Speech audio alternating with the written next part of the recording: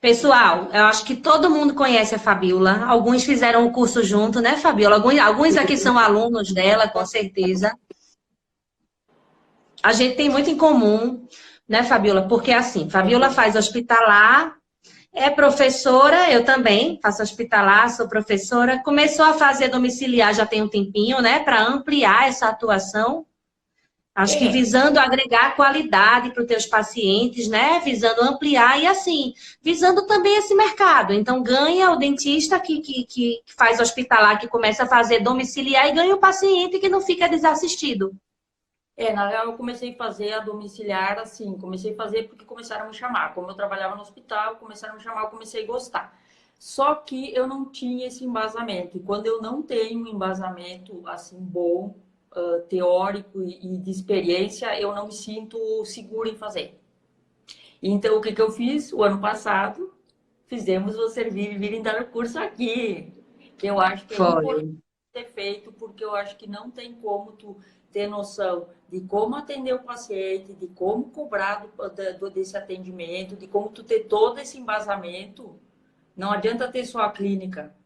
O domiciliar ele precisa, então eu acho que tem que fazer um curso. Como depois nós vamos falar de onco, nós vamos falar de laser, eu Sim, acho eu acho que tem que ter um embasamento, não dá para te ficar só no que tu acha que tem que ser feito. fazendo. Quando eu comecei era assim. A gente tomava um tapa na orelha, um pedala, e ia fazendo há quase 13 anos atrás. Imagina quem começou há 20 anos atrás, e tem umas feras por aí que fazem há muito tempo, né? Então a gente acertava muita coisa porque tinha sorte, porque a intuição ajudava e porque quando errava, corrigia, né? Então errava e ia corrigindo. Hoje está mais fácil, hoje você consegue pegar um conhecimento já mastigado, né? Então tá bem mais fácil. Mas Mas assim, gente, é pegar a experiência de quem faz, entendeu? Não é só a teoria. Eu sempre digo que ah, é tu não. muito, muito bom isso, né? É muito bom você fazer um curso que é focado na experiência. E aí, assim, gente, por que que eu chamei a Fabiola para bater um papo hoje com a gente? Não só porque ela é competente, legal, isso é importante, mas porque Fabiola atua com oncológico, tem uma vivência grande, tem um curso de oncológico, que é um curso interdisciplinar, então não é um curso só com professores dentistas, é um curso com uma equipe. Né? Então, é uma pessoa que faz a prática, mas que entende da teoria porque é professora e trabalha com hospitalar, com cuidados paliativos e com domiciliar. E agora, no curso online, Fabíola, de domiciliar, a gente teve uma aula curtinha, o foco não era ensinar tudo de oncológico para eles, porque é um curso de home care, não é um curso de onco. Um curso de Sim, onco você vai dar 20, 30 horas, sim. né?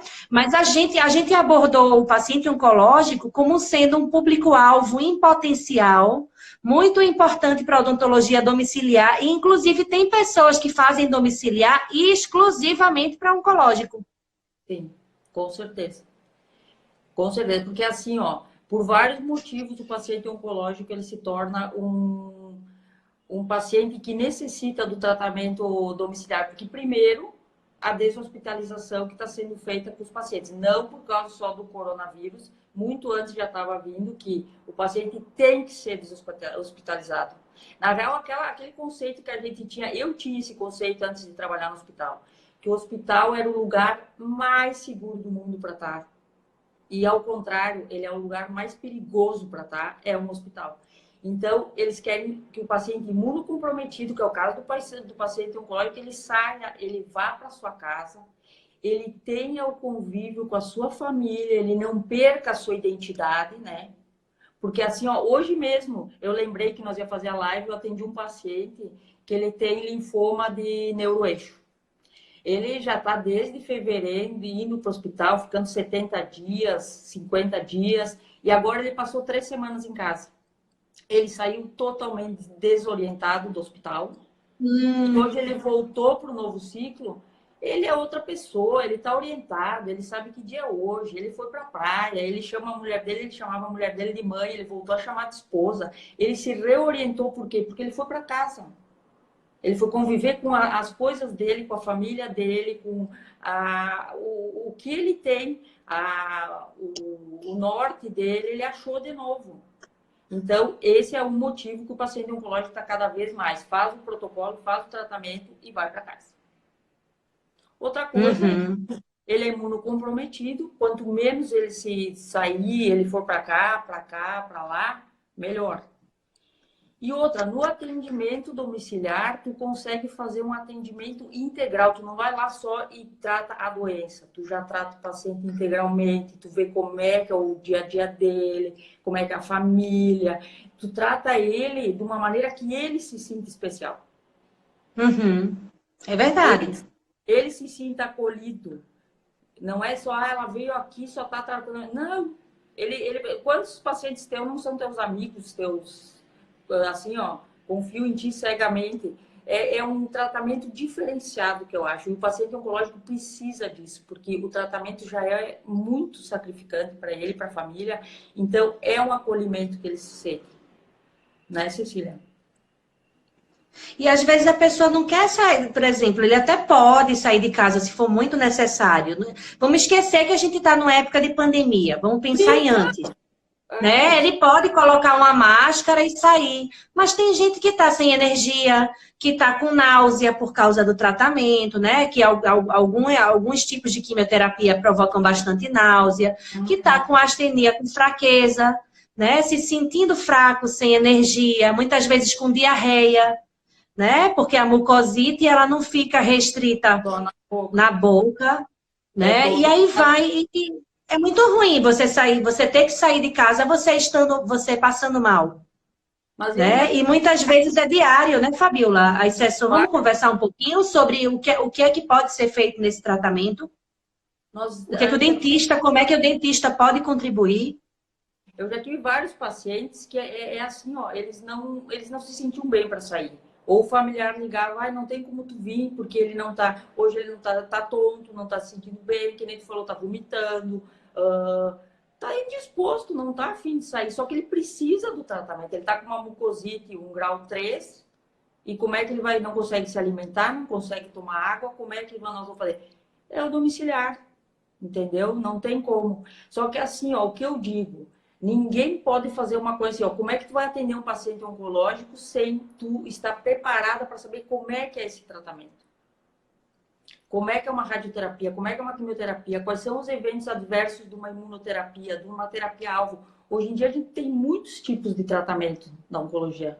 Então, tu não vai poder, tu tem que saber o que tu tá fazendo, tu tem que saber diagnosticar, tu tem que saber tratar, como também o laser. O laser, ele não é uma maquininha que tu vai lá e tu aplica.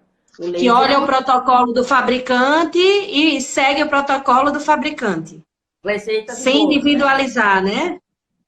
Não, o laser é uma medicação, ele tem prescrição, ele tem posologia, ele tem tudo, ele é uma medicação. Então, tu tem que pensar laser, não é porque tu vai fazer uma receitinha de bolo que todos os pacientes vão fazer a mesma coisa. Tem que avaliar o teu paciente. Então, eu sou muito adepta de tu saber o que tu tá fazendo e tu tá ciente. Então, o atendimento domiciliar é a mesma coisa. Eu fazia esporadicamente. Só que assim, ó, depois que eu fiz o curso, eu me senti preparada para conseguir fazer. A oncologia é a mesma coisa. A gente tem que viver estudando, viver interagindo com toda a equipe interdisciplinar para te poder saber o que está acontecendo com o teu paciente. Não é simplesmente chegar e eu vou fazer ou vou aplicar laser, né? Eu acho que tu tem que estudar e tu tem que saber o que tu tá fazendo.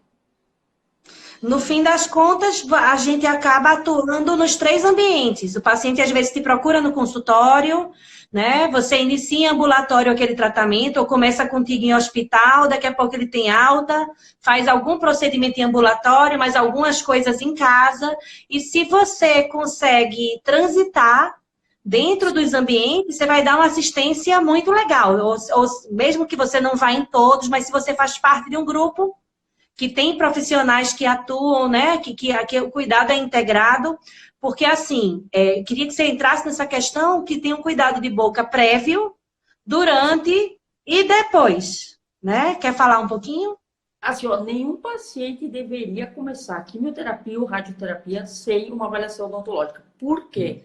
Porque independente do protocolo de quimioterapia ou radioterapia, ele vai ter a queda da imunidade dele. Se ele tiver uma doença periodontal, ou vai ter um abscesso dentário, ou alguma lesão, uma cárie extensa, isso pode agudizar e pode ele ter que parar o tratamento dele, ou ele ter que simplesmente assim, ó, não vai poder tratar. Não vai poder ir nem no dentista e não vai poder ir tratar fazer a quimioterapia. Então, na real, o que a gente faz? No paciente de cabeça e pescoço, o paciente ele sai do radio-oncologista e ele é encaminhado para nós. A gente vai fazer a avaliação desse paciente e ele só é liberado para fazer aquela máscara, para iniciar o tratamento, quando o dentista liberar esse paciente. Então, esse é o nosso protocolo. A quimioterapia, qualquer quimioterapia tem que ser antes avaliada pelo dentista. As que causam mucosite, que causam todos aqueles eventos adversos de cavidade oral, então, pior ainda, mas todos têm que passar. Quando tiver alta do dentista, aí sim eles começam a quimioterapia. Tá? Porque a gente não pode dar chance desse tratamento ter que parar. Então, a gente faz esse acompanhamento prévio. Durante o tratamento, a gente faz, no paciente de cabeça e pescoço, a gente acompanha eles diariamente realizando laser terapia. Do início, da primeira sessão de radioterapia até a última. E alguns pacientes seguem conosco 10, 15 dias depois. Depois. Fabiola, normalmente, isso é uma coisa que me perguntaram hoje no privado. Em geral, a radioterapia de cabeça e pescoço circula em torno de quantas sessões, uma média? A radioterapia de cabeça e pescoço é de 30 a 35. Agora, aqui onde eu trabalho, a gente está fazendo 33. É difícil pegar 35. Por que tem que ser tantas sessões e eles não conseguem baixar?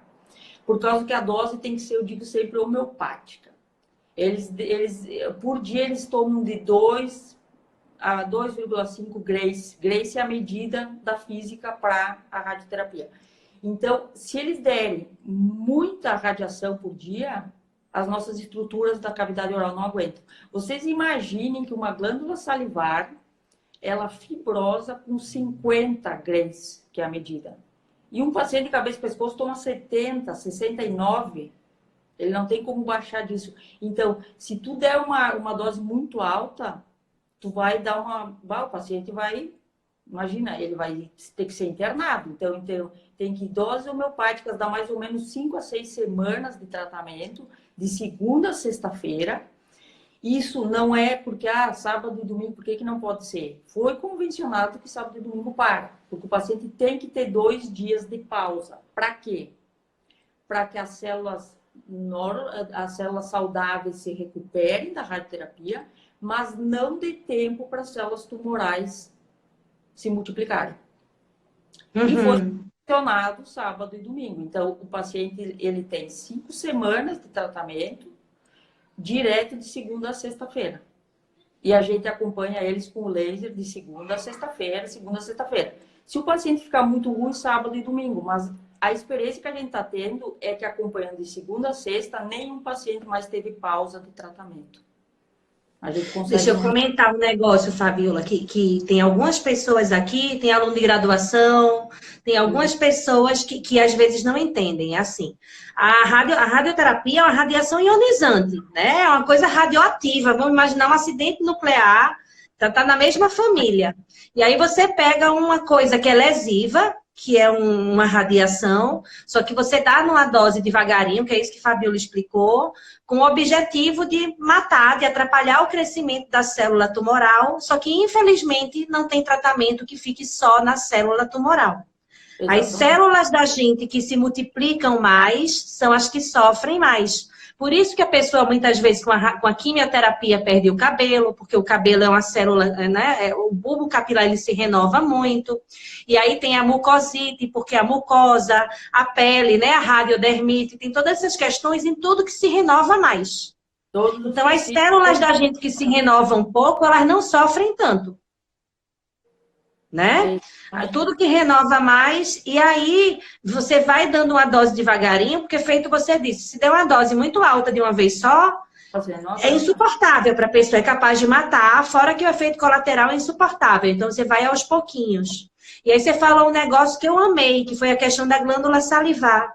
que é a Né? parte É um tema que eu amo e eu vejo assim, obviamente que a mucosite ela é importantíssima, porque a mucosite, dependendo do grau, o paciente pode vir a óbito ou ter que interromper o tratamento. Então, eu não estou minimizando a mucosite, não, ela é muito importante. certeza que não. Mas tem gente que centra a atuação na mucosite, acha que o dentista só vai tratar de foco infeccioso, que vai fazer o preparo de boca, que vai cuidar da mucosite, né?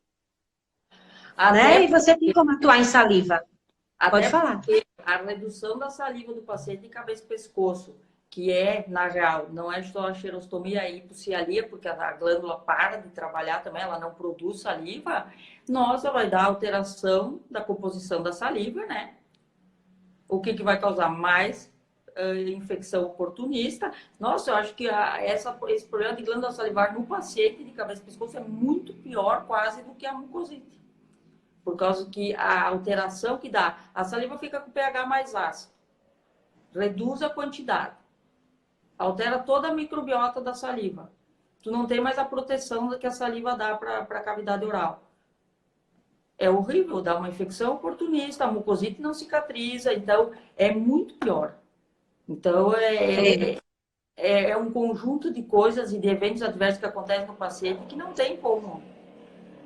A mucosite, ela é terrível quando acontece, só que ela é limitada. Tipo assim, uma hora ela vai acabar, né? Se o paciente, se não for uma coisa violenta e o paciente estiver sem assistência, ele vai conseguir se livrar daquilo, muitas vezes até rápido. A questão da glândula salivar é que o dano muitas vezes é permanente. Sim, geralmente Né? É irreversível, você às vezes vai avaliar aquela glândula salivar e não sai saliva, você pede uma cintilografia, que é um exame de imagem, a glândula salivar não responde. Quando você vai ver, ali é uma fibrose, aquela tecido glandular, ele virou fibra, né? E aquela glândula, ela perde a capacidade de produzir saliva. E aí tem gente que faz, mas é só usar uma saliva artificial, mas não é. Né? Não sei se está travando para vocês, gente, eu acho que está travando aqui. Da Fabiola tá travando. Uma pessoa comentou aqui, Xaxá, tá falando que sem a saliva a mucosite piora, porque a saliva tem um efeito cicatrizante, né? Carol aqui comenta que a deglutição fica prejudicada sem a lubrificação para fazer o bolo alimentar. E aí as escolhas alimentares mudam. Das escolhas alimentares mudando, o paciente começa a comer menos fibra, comer menos proteína, querer comer mais carboidrato, e aí já não tem o tampão, os íons da saliva para remineralizar um dente que está cheio de carboidrato. Então, as cáries evoluem de uma maneira violenta. O pessoal está comentando com força, viu? A doença periodontal, né, muitas vezes se instala. Né? Eu acho que Fabiola chegou para os alunos dela e falou que quem comentasse ganhava um ponto na média. Anotaram aqui, ó, candidíase. Ela está fazendo aplicação de infravermelho. Na real, o infravermelho a gente aplica pela região externa aqui. Na real, o preventivo a gente faz com o vermelho mesmo, com o laser vermelho, não com o infravermelho. O infravermelho só externamente aqui, que para nós está dando um resultado muito bom na região da... Conta melhor, você põe o infravermelho aqui por causa da mucosite que prossegue aqui no esôfago. Exatamente, a disfagia que eles têm, eles sentem muita dor para deglutir por causa da mucosite, por causa do edema, né, da radiação, porque o tecido inflama, ele fica, tanto que os pacientes relatam que parece que o que está apertado, está assim para engolir. Vai engolir, parece que ficou desse tamanho. Sim, o tecido edemacia, reação inflamatória, mucosite. A gente aplica o infravermelho em toda essa região, menos na tireoide, claro, na região da tireoide não, mas todo o infravermelho. E o resultado é muito bom. Os pacientes... Você faz diariamente, Fabiola, a aplicação de laser? Tem duas pessoas que perguntaram aqui se na radioterapia, se você normalmente faz antes da sessão. Tipo assim, a radioterapia do paciente é às 11 da manhã, ou se isso é indiferente, porque a gente vê que cada profissional às vezes relata uma coisa e a literatura não se entende, né? Agora vamos raciocinar, né? Como eu gosto, pensa laser, pensa... o que é a radiação? O paciente vai para a radioterapia, o que acontece? A célula é agredida, a célula é danificada. Se eu fizer o laser antes, que o objetivo do laser é recuperar o tecido, dar energia para a célula se recuperar, ativar a ATP, fazer toda aquela... Daí tá, fiz a sessão de laser, ele vai para a radioterapia e é agredido o tecido. E daí, tchau. Não, né? Eles fazem a sessão de radioterapia, ele sai e vai para nós. Então, ele foi agredido com a radiação, ele vem para nós, nós tentamos dar energia para aquela célula saudável não morrer. E isso está funcionando otimamente bem, porque a gente trabalha no mesmo lugar do serviço. Então, o paciente vai para a máquina, sai da máquina e vem para nós. E daí tu tá dando energia para essa célula se recuperar. O contrário não funciona, porque tu vai tentar dar energia para a célula que depois ele vai entrar numa máquina para ser danificada. Não tem uma poupança, né? Tipo uma poupança bancária, um cofrinho, que a célula vai guardando o laser e diz, ó, raio, quando você vier, eu já estou protegida. A lógica não é essa.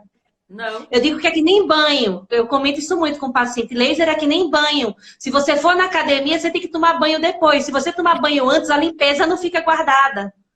Mas aí eles riem, aí faz, doutor, não entendi, é lógico. Mas assim, porque às vezes a gente tem que dar um exemplo palpável, né? Exatamente. Que nem muitos comentários, Fabíola. Sem agressão. Oi? Exatamente. A célula, quando ela está em homeostase, o laser não faz nada. Ela tem que estar em desequilíbrio. Então, a radiação vai lá, desequilibra a célula, tu vai lá com o laser e recupera a célula. Então, que nem eles diziam antes, vamos fazer o laser preventivo uma semana antes no paciente de cabeça e pescoço. Já ouvi isso.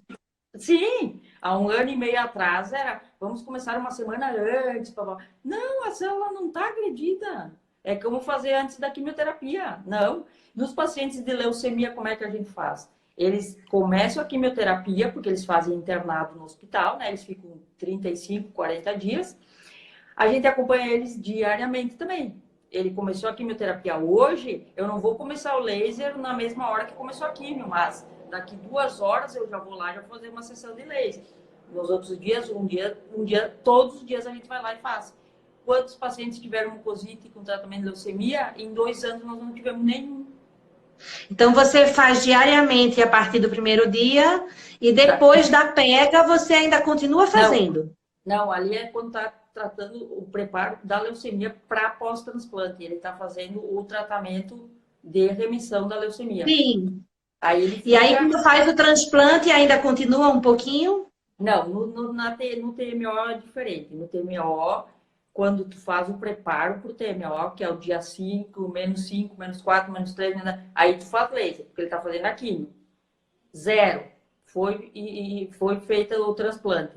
Aí tu acompanha ele diariamente fazendo laser até a pega da medula, vai acompanhando. Se tiver lesão, até cicatrizar a lesão, diariamente. Nesses pacientes é diário. Simone está perguntando que potência que você usa de infra nessa região. Para o preventivo, eu estou usando 13 joules, né? A gente usa no preventivo um pouco mais, 13 joules. A gente está usando por fora aqui. Mas, os joules que a gente vê que tem muito protocolo. Uns fazem 2, uns fazem o preventivo com 1 joule vermelho, outros fazem com 2.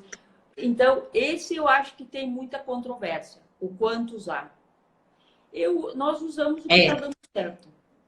O vermelho ainda tem um consenso em torno dos 2, 1 ou 2. Muita gente usa 2, né? O vermelho é quase padrão. Agora o infravermelho, a gente, geralmente, como a disfagia deles é muita, a gente usa 3 e tá funcionando. Por fora até, porque assim, ó, depende, o paciente é mais gordinho, o paciente é mais magrinho, a cor, tudo isso. Pois é, e o pessoal olha o manual do fabricante, eu ia comentar isso no começo. Se a pessoa tem uma gordinha, ou tem às vezes até uma musculatura mais desenvolvida, né? Se a pessoa é negra, se a pessoa é branca demais, isso interfere. Com toda certeza, com toda certeza. Aí tu tem que aumentar a dosagem ou diminuir. É que nem criança. Criança tu vai dar quanto? Metade da dose do que tu usa numa criança. E o velhinho muito magrinho, como é que você faz? Também eu uso menos dose. Uso menos Você loção. considera quase como uma criança intermediária entre uma criança e um adulto. Exatamente. Por quê? Porque ele não tem mais gordura, praticamente. Ele só tem pele e osso. É por isso que eu digo, tu tem que avaliar caso por caso. Não tem receita de bolo nenhuma. Não tem, não existe. Eu acho que assim, ó... Bom senso, né? E é estudar, tu tem que estudar. Olha, nessa pandemia serviu muito porque eu fiz horrores de atualizações a mais para ver, para certificar. E eu acho que tu tem que fazer. E outra, interagir com a equipe interdisciplinar. Eu aprendi muito com a física lá da radioterapia nossa. Os físicos me ensinaram muito, tudo que eu sei de planejamento, de dose, de campo de radiação, onde a dose é maior, onde a dose é menor, quanto. Isso eu aprendi tudo com eles.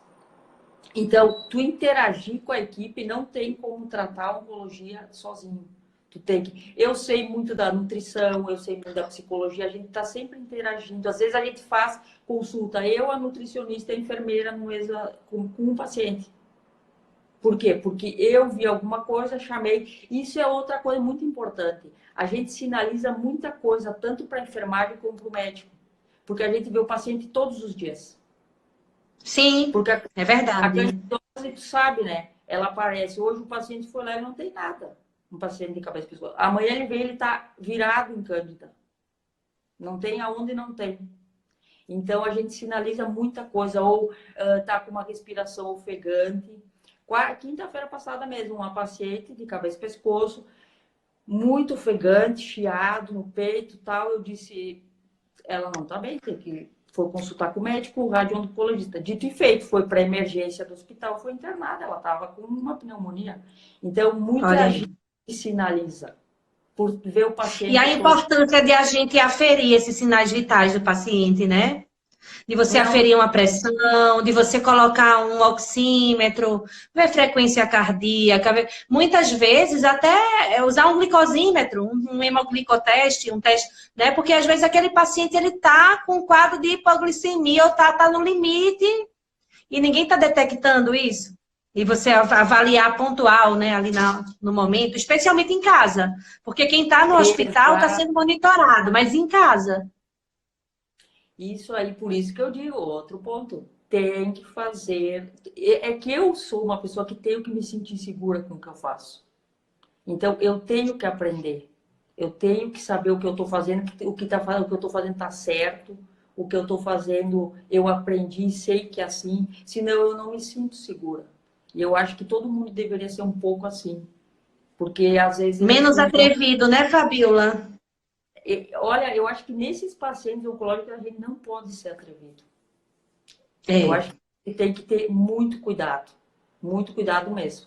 E eu acho que tu tem que... É engraçado eu falar, porque como eu gosto de cuidados paliativos também, e todo paciente que descobre que tem câncer, ele está em cuidados paliativos, não quer dizer que ele vai morrer, ele pode não morrer nem do câncer, ele tem uma doença que está ameaçando... Ameaça a vida. Um diabético também está em cuidados paliativos, um hipertenso. Então, na real, tu começa a olhar esse paciente como um todo. Tu não olha mais só a boca desse paciente, né? Tu olha como é que está a expressão do olho dele, como é que está, se ele está... tu olha tudo, a mão, se a mão tem alguma coisa, o braço, a perna. Tu já começa a ver, ó, tá com o pé inchado. Então, tu não olha mais só para a boca. Eu acho que quando tu trabalha com paciente, e eu acho que tu, quando tu faz domiciliar em paciente com demenciado, Alzheimer, também tu não olha mais só para a boca. Não, eu estava comentando esses dias. A gente entra, você já vai olhar para o ambiente inteiro, se aquele quarto tem cheiro de mofo, se tem infiltração, se tem um cheiro diferente que vem do corpo do paciente. Será que a fralda não está ficando mais tempo do que deveria? Será que ele está com a úlcera por pressão, com necrose e aquilo está exalando cheiro? Então a gente vai, você não vai perguntando, você vai ser um CSI, vai pesquisando. Quando você vai ver, aí você chega para funcionário e faz, tem lesão por pressão? Tem no calcânio. Por quê? Porque eu preciso saber a posição que eu vou colocar o paciente. Eu não vou colocar ele numa posição com aquela úlcera, com aquela escara, como o pessoal chama, batendo no colchão. Então, a gente não é, minha área de atuação direta é a boca, mas eu não cuido de boca, eu cuido de gente. Exatamente. Então, A gente olha tudo. Fabiola, o pessoal está perguntando aqui, começou uma polêmica aqui.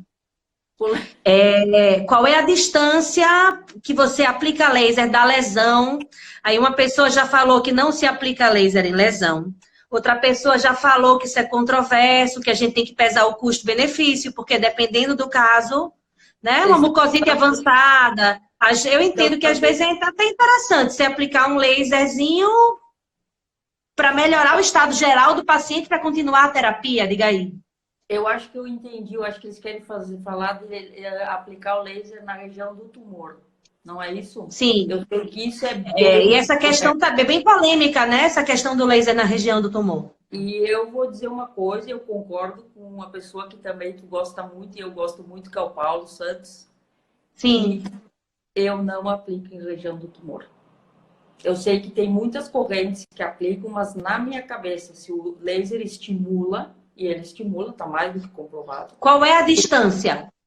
Até onde, vamos dizer que a lesão da pessoa é no ângulo da mandíbula. Você aplica laser na parótida? Aplico. Pergunta capciosa. Aplico. É isso que eu vou dizer, tu tem que olhar a lesão. Tu consegue ver a lesão. Ou, o cara ele foi... Sabe aonde tu vai ver isso, o tamanho da lesão? Na física. Na física tu vai ver, na física médica, tu vai lá e tu olha o campo. Tu já vai ver onde é que era o tumor dele, tu já vai saber até onde ele vai. Por isso que tem que ter essa interação. Quem é que é a pessoa que mais vai poder te dizer como é que é tudo num tratamento? O físico. O físico médico, que faz todo o desenho e planejamento. Hoje eu fui ver um paciente que tem de orofaringe, ele tem todo delineado o tamanho do tumor dele. Aí tu consegue ver aonde tu consegue aplicar ou não. Eu não aplico na região do tumor. Tem muitas escolas que aplicam, que não dizem que não acontece nada. Eu tenho minhas dúvidas.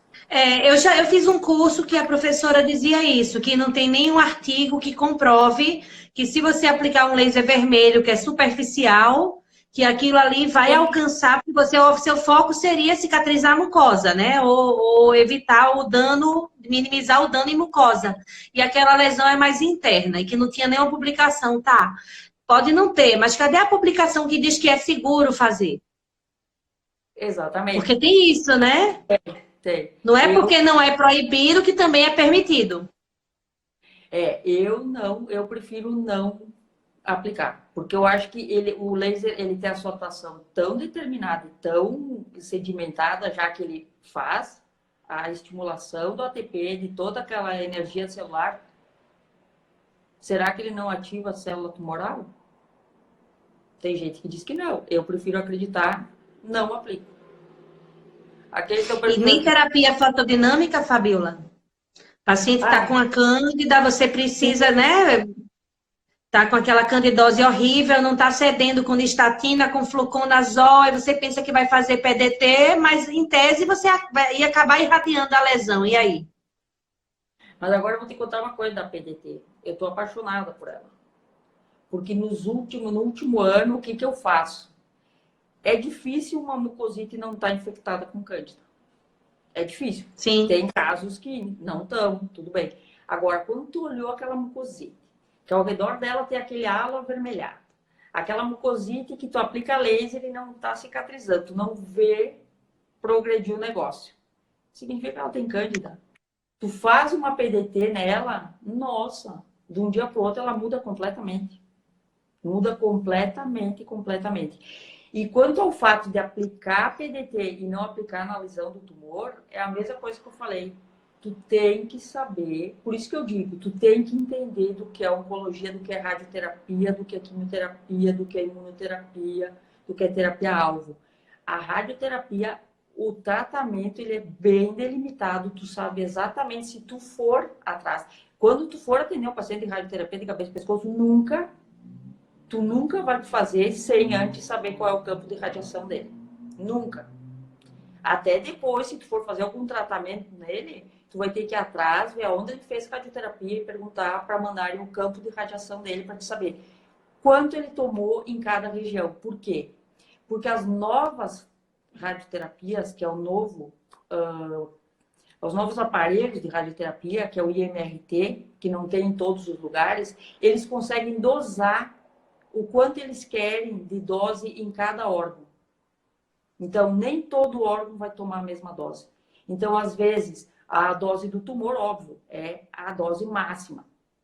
Mas ao redor, eles vão diminuindo a dose. Na medula, eles conseguem tirar do campo. Então, tu tem que saber exatamente como é que está o desenho desse paciente, do campo de radiação dele. Por isso que dizem, não pode mais extrair dente.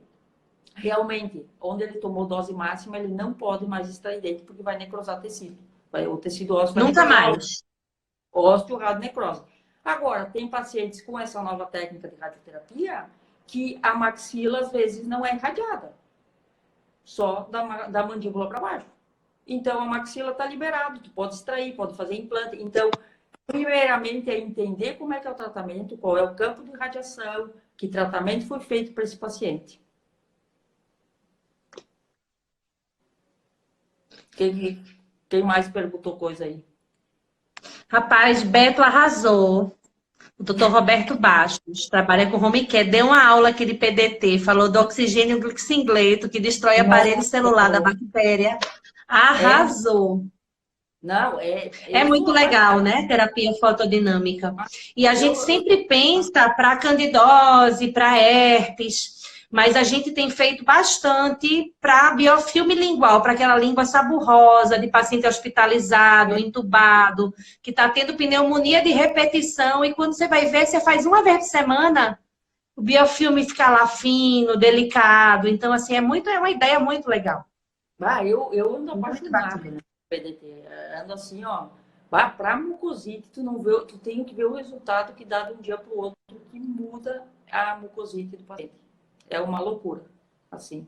Então, eu acho assim, ó, não é só laser, claro, fique bem claro que nem quando tu vai no domicílio fazer o atendimento no paciente. Não é só o laser que vai resolver tudo, né? Tu tem que ter umas terapias de suporte, às vezes tu tem que entrar, principalmente em paciente de cabeça e pescoço, às vezes só a PDT não vai resolver uma candidose deles. Aí tu tem que entrar até com antifúngico endovenoso, se ele não pode tomar via oral por causa do fígado, coisa assim. Então, o laser também não é o milagre total para paciente. Tu tem que ter alternativas, tem que ter outros tratamentos também que tu tem que entrar. Então, por isso que tu tem que saber, tu tem que entender do que tu vai entrar com essa medicação desse paciente. Por quê? Porque tu vai ter que discutir com o médico.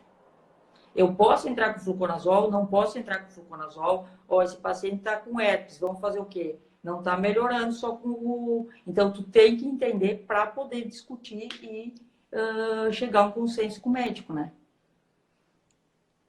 Vamos ver o que mais que tem aqui para nós. Perguntem, gente. Aproveitem. Sempre temos fungos e bactérias associadas a qualquer lesão na boca. A Xaxá está dizendo que ela sempre usa. Sim, PDT é muito bom. Nossa, eu sou enlouquecida por PDT. Vamos ver o que mais que temos aqui. Tem uma coisa que eu acho muito legal, que eu comentei na última live com a doutora Daiane, só que a live não ficou salva, a gente teve um problema e perdeu a live. Mas a gente falou muito do paciente de radioterapia de cabeça e pescoço, que o ideal seria, antes de começar a radioterapia, se o paciente não tiver nenhuma contraindicação, claro, começar a tomar pilocarpina, que é um medicamento que estimula a produção salivar, então vai dar conforto, mas já tem várias pesquisas, isso que eu não entendo, é uma coisa que já deve ter umas 10 ou 20 estudos que mostram que a pilocarpina é radioprotetora. Como assim? O paciente, quando toma radiação na cabeça e pescoço, que toma pilocarpina antes, ele tem menos destruição de glândula do que se ele não tomasse. Isso para o futuro. Né? Depois que acaba tudo, a saliva dele vai ficar menos prejudicada, então ela protege. Né? E assim, é de nossa competência a avaliação desse paciente, a prescrição. Né? Então, como eu sei que tem muita gente aqui que faz oncologia, e às vezes eu converso, e algum colega às vezes até já ouviu, mas não passa com frequência, vamos começar a usar com mais frequência para os nossos pacientes. Sabe, Cecília, o que a gente esbarra muito, pelo menos aqui em Porto Alegre, é que os médicos eles não gostam de prescrever pilocarpina.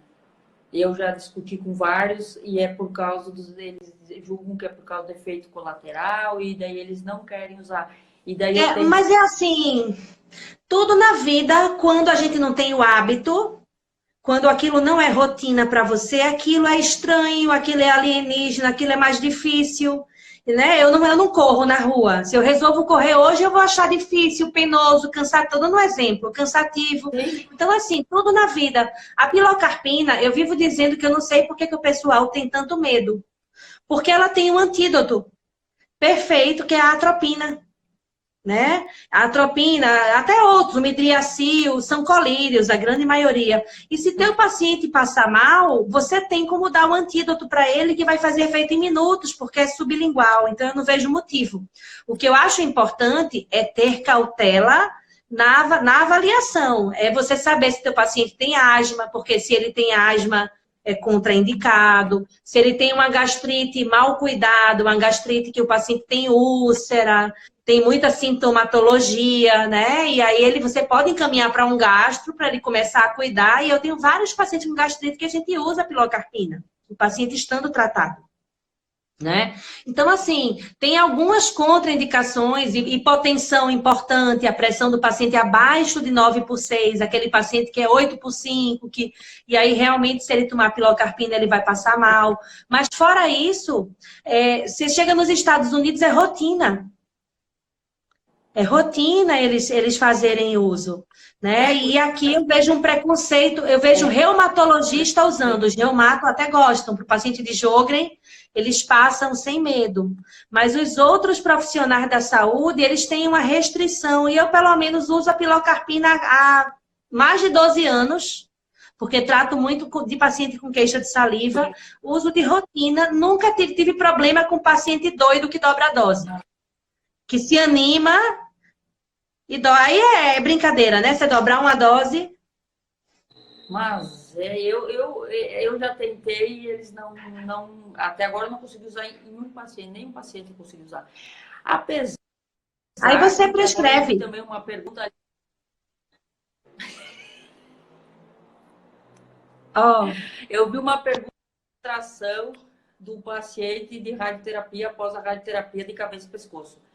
Olha, graças a Deus, nossos pacientes, eles passam por nós direto antes e se a gente não liberar, eles não começam a radioterapia. E a gente é muito radical. Desde que a gente acha que vai incomodar, que vai dar problema daqui 1 ano, 2 anos, 3 anos, a gente extrai. A gente está sendo radical, está eliminando. É radical, né? É radical. Tem que ser. Tu explica para o paciente, eles entendem, mas tem que ser radical para não se incomodar depois. E a gente conseguiu implantar esse protocolo, então a gente não tem problema com ter que... Até porque normalmente não tem tempo hábil. Eu não sei como é que as coisas fluem aí. Mas normalmente quando se delimita qual é o tratamento do paciente, já querem começar logo. Acho que deu uma travadinha na Fabiola. Tá me ouvindo? Tem. Oi, voltou, seja bem-vinda. Não, eu estou dizendo assim, que o paciente às vezes tem a notícia que vai começar uma radioterapia e o médico quer começar em 48 horas. E às vezes você tem que fazer teu preparo de boca hoje. Hoje, amanhã. Eu já tive um paciente que ficou comigo na cadeira de 8 da manhã até 1 da tarde, foi para casa, descansou um pouquinho, 5 da tarde, no mesmo dia voltou, ficou até 7 da noite, que era para terminar logo para começar o tratamento dele. Mas é que assim, ó, e além do mais, depois que tu extrai um dente, tu tem que dar no mínimo 10 dias antes de começar. Não Pois tem... é, para se recuperar, é verdade. E fazendo laser terapia, né? Tudo. E ainda assim, de 10... Mas aí a gente faz, acelera o máximo de procedimentos possíveis, que é justamente para diminuir, para ser só 10 dias, não ser 14, não ser 15, né? Não, a gente usa o laser, né, no máximo 10. E tu sabe que quando o médico radio-oncologista, ele sabe disso tudo, ele aceita, não vai mudar o resultado do paciente se ele esperar mais 10 dias para te fazer isso aí. E a diferença é monstra, assim, os pacientes, assim, ó, não param mais o tratamento. E se eles têm pausa, não é por causa da cavidade oral. Não é. é por outra, que nessa paciente internou, mas foi por infecção respiratória, não tinha nada a ver com a cavidade oral, tá? Porque ela tem DPOC, tá? Houve mudança de temperatura aqui, ela é imunocomprometida. Então, por cavidade oral, nós não tivemos mais paciente que pausou o tratamento. Então, o protocolo Ó, foi feito. comentários legais. Xaxá, ela fala assim, sim, é sempre. Cadê? Acho que mudou de lugar. Que é melhor atrasar um pouquinho para começar do que parar no meio, de fato. Com certeza, porque aí o paciente de cabeça e pescoço de radioterapia, ele não deve parar o tratamento. Porque no momento que ele der pausa no tratamento dele de mais de 2 dias por semana, o tumor, ele pode voltar, entendeu? Ele pode se recuperar e pode se repopulacionar. Então, ele é muito rápido.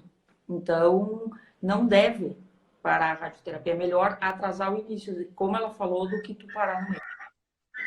E sobre tratamento radical, doutor Guilherme Coupo comenta justamente que a taxa de sucesso endodôntico não é 100%, né? Então, a gente não sabe como é que vai ser a resposta. Outra coisa, é uma coisa que demanda tempo, né? Um processo endodôntico demanda tempo. E aí, vai muitas vezes deixar aquela lesão para depois perder aquele dente que fica fragilizado, porque o dente tratado canal, ele não tem a mesma resiliência. Exatamente. Se o dente tiver que retratar canal, extrai. Se tem lesão periapical. Se tem lesão periapical, extrai. Porque tu não sabe se aquela lesão vai recuperar. E depois o tecido ósseo, sem oxigenação, sem circulação e sem... Então, e não é assim, ó. Pensaram, com o passar dos anos, depois de 5 anos. Quando a gente estudava, não, depois de 5 anos... Tinha essa história. Não, pelo contrário, ele vai ficar com menos... É pior. Menos circulação. Então, cada ano que passa é pior. Então, é assim, é radical mesmo. Fora o risco desse paciente da gente ter uma metástase óssea e ter que entrar com a droga antirreabsortiva. Bom, aí tá completo o negócio. Não é? Aí tá completo, né? Aí tá completo. E agora eu vou dizer, é melhor tu fazer uma osteonecrose, osteoradionecrose. Porque o tecido irradiado é muito pior do que o de medicamento. Nós já fizemos cirurgias de osteonecrose que tiveram altos sucessos com debridamento, com laser, com PDT, tudo. Agora, osteoradionecrose, essa É pior do que a medicamentosa. Bem pior. Bem pior. Bem pior mesmo. Que mais alguma pergunta? Vamos ver. Gente, estamos quase terminando, porque o Instagram tá com a gracinha de quando dá menos de 1 hora, ele corta. Então, vocês... Eu tenho 2 coisas para falar antes. Então, vai. O pessoal da H3 Odonto, os ex-alunos e os alunos, eles têm uma surpresa no nosso Eventbrite do Update Interdisciplinar em Oncologia, botando a sigla H3 Odonto. Tem promoção, ó, a doutora Luana, que está dizendo que quer fazer o curso da Fabiola, presta atenção. Vai se inscrever no curso e põe o cupom de desconto H3 Odonto, e aí, como é o esquema, Fabiola? E é surpresa lá, tá lá a surpresa.